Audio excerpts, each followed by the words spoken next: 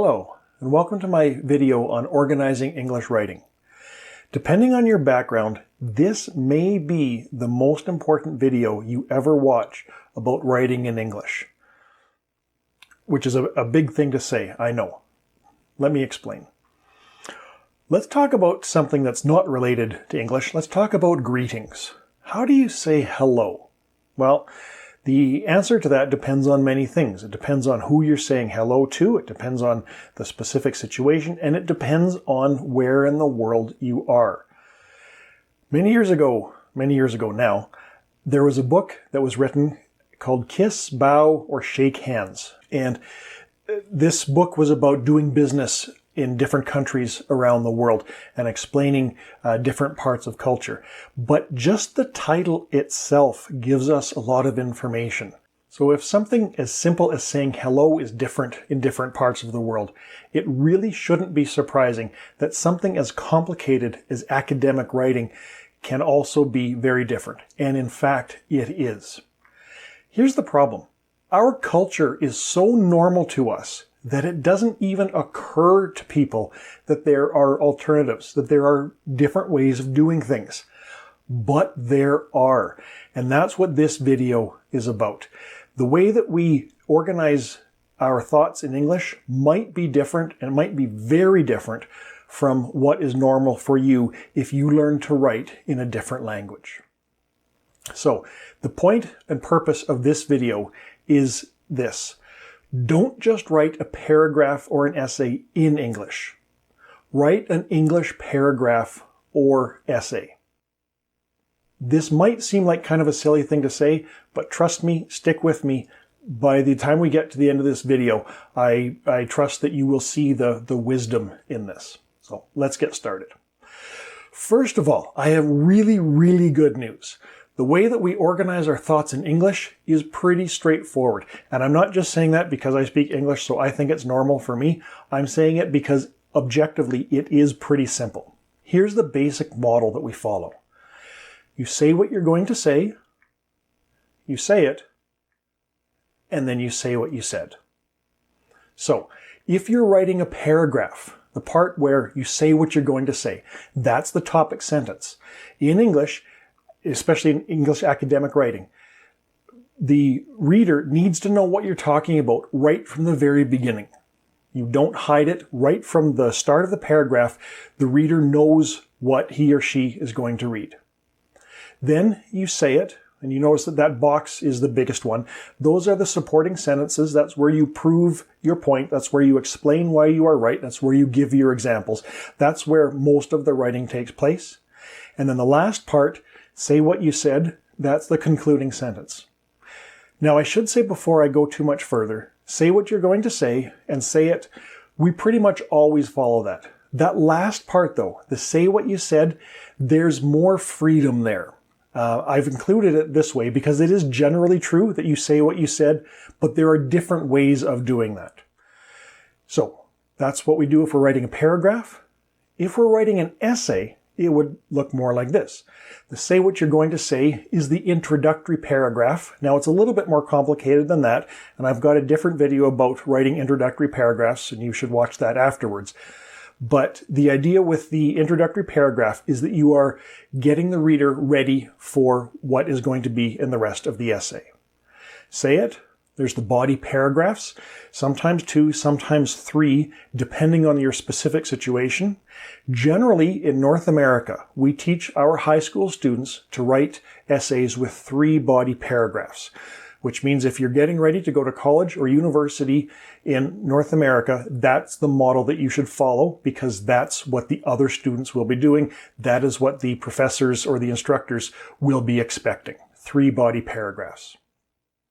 And then finally, there's the concluding paragraph where you say what you said. And again, you do have some freedom with how you write the concluding paragraph. Again, I've got a video about that, and you can watch that to get the details there. Sometimes the best way to understand something is to look at something that it isn't. So we're going to look at some other models of organizing English writing.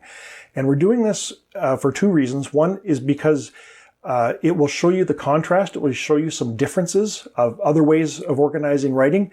And I'm hoping that for many of you, you will recognize the model that you were taught to use in your language, in your culture. Because if you can see very clearly, yeah, that's what I was taught to do, it helps you understand, okay, now I know what I have to do differently in English. So we'll start first with Romance and German organization. Romance, of course, mean Romance languages, daughter languages of Latin, so Portuguese, Spanish, Italian, French. Very similar at first glance, but you notice that I don't have my arrows going from one section directly to the next. And that's because extra parts are added. You can see here, so you say what you're going to say, then you add something interesting, then you say it, then you add something interesting.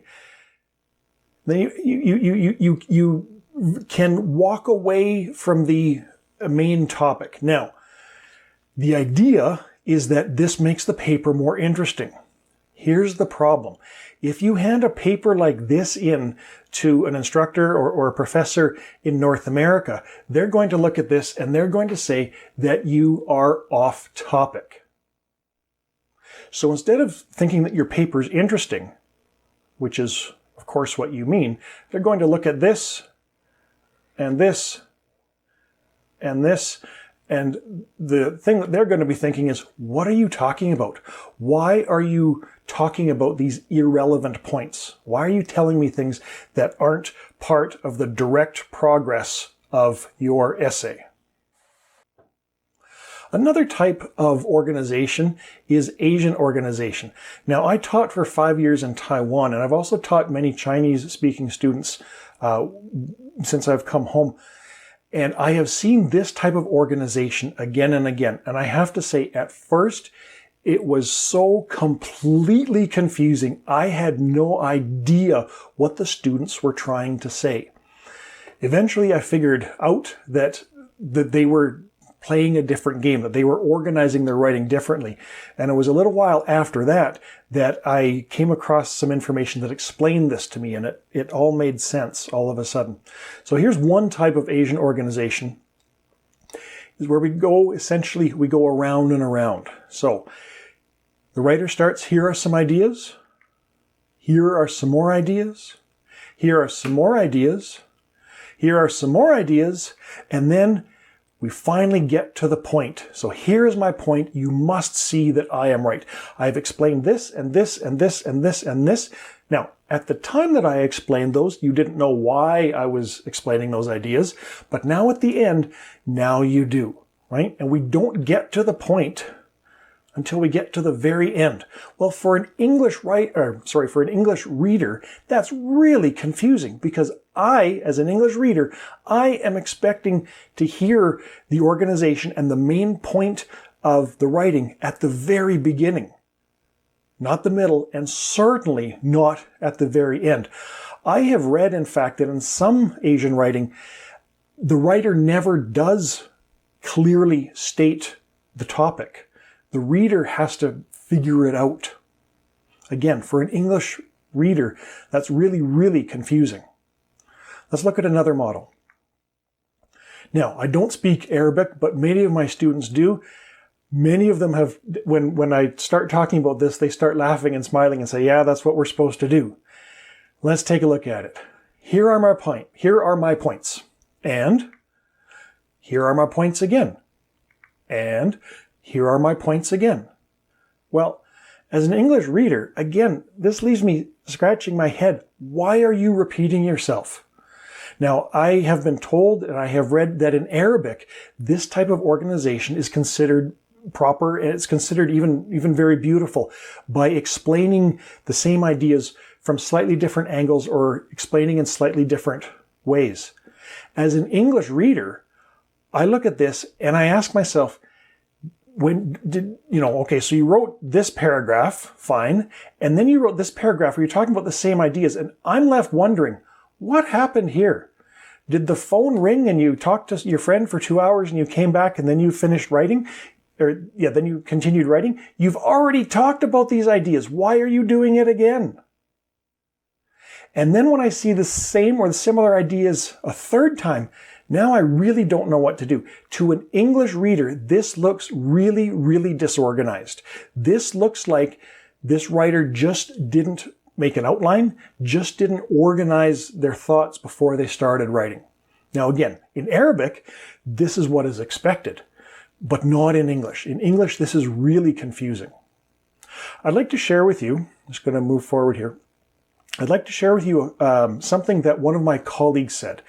Now, my colleague grew up in Russia, so that explains this. We were talking about this, about different expectations in different parts of the world.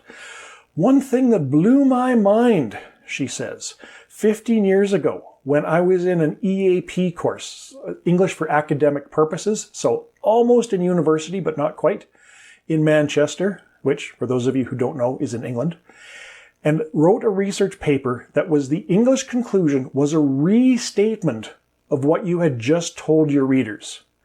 Maybe leave them with a related final thought to entertain, and that's it. Now they call it something different, but in the last course before leaving high school, in our high school leaving course in Russia, we were taught we had to come up with something brilliant in the conclusion. Like your paper is a journey, and in your conclusion, you arrive at this, and look at the word that she chose, magical destination. Well, in English, there's no magic at the end. In English, all you're doing is wrapping it up and making it feel like the essay is finished. In Russian, and I don't speak Russian, I'm just going by what my colleague has told me here, that's kind of where you really make your point in a new and powerful way. So as we can see from these examples, there are different ways of thinking about what is good writing. And the thing is, as I said, with culture, with so many other parts of culture, this is so deep that we often don't even think about the fact that there may be a different way to do it. But please don't do to your English teacher what some of my students have done to me, where they write in English, but they write using organization from their language or from their culture, because it's really confusing. Let's keep going.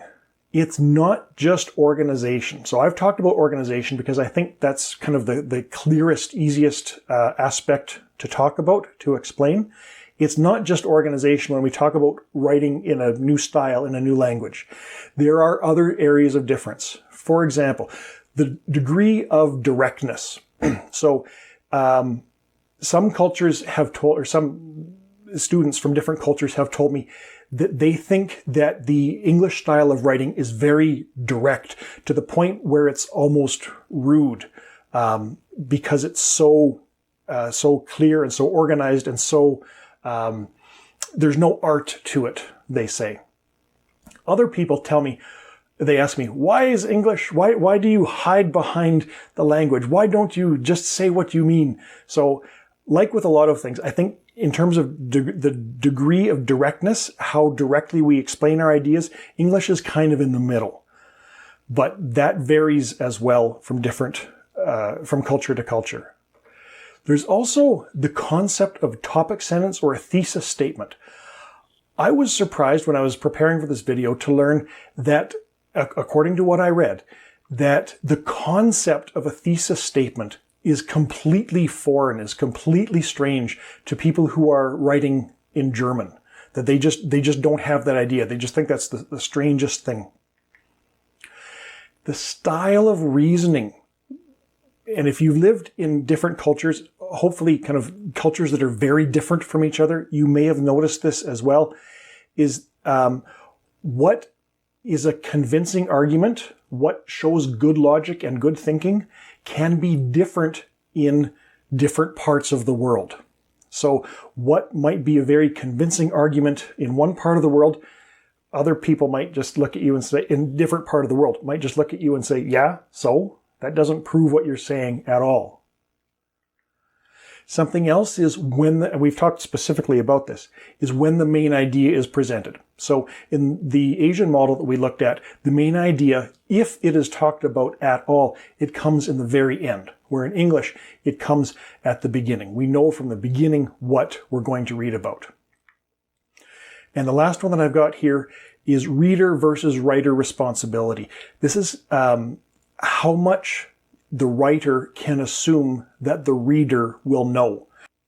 Different cultures assume different amounts of background knowledge. In some styles of writing, you have to explain, the writer has to explain every last little detail. In other styles of writing, the writer is trying to impress the reader with how much they know. And if the writer uses language that's maybe a little bit higher than what the reader understands, then that means that the writer must be very well educated and must know a lot about this topic. In English, we focus on making sure that everybody who reads our writing will be able to understand it. So like a lot of things, English is kind of in the middle. We explain some things, we explain what might be more advanced ideas, but we also assume some background knowledge. We don't have to explain every last little thing. So I'm going to put this slide up again. I hope this makes sense to you in a deeper way than it did at the beginning of this video. When you are writing, don't just write a paragraph or an essay in English. Write an English paragraph or an English essay. The way you organize, the way you write, the style, the way you explain, all of those things, they have to feel like an English paragraph or an English essay. One last piece of advice. Everything that I've said is true, and I want you to follow that if you're studying in an English environment. However, we saw this before. Our own culture is so normal to us that it doesn't even occur to us that there are alternatives, that there are other choices. If you are studying English in a non-English speaking country, here is my advice to you. Do what your teacher says. I'm not blaming teachers in other parts of the world at all, but what we do in our culture is so normal to us that we often don't think that there's any other choice. So if your English teachers ask you to write an essay in English instead of writing an English essay, my advice to you is follow what they say. If, though, you ever come to an English-speaking country to study, you'll be very glad that you remembered this video, because you will understand that when you come to an English-speaking country, you have to write English essays. Okay, that's all for today. Thank you very much.